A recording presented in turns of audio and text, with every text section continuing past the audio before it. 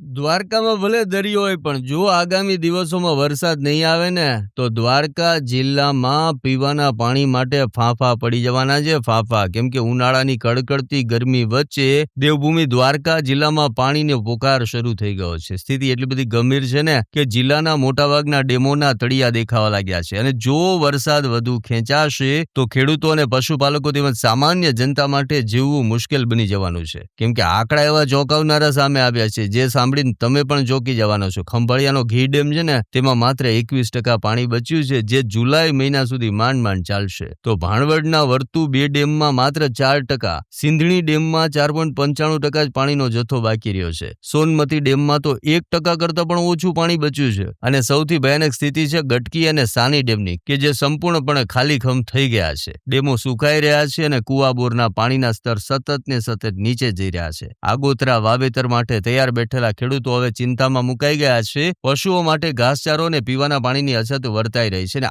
આ કપરી પરિસ્થિતિમાં હવે જિલ્લાના ખેડૂતો સરકાર સામે બસ એક જ માંગ કરી રહ્યા છે કે અમને નર્મદાના નીર આપવામાં આવે. જો સમયસર નર્મદાનું પાણી નહીં છોડવામાં આવે ને તો સંકટની સ્થિતિ વધી શકે તેમ છે.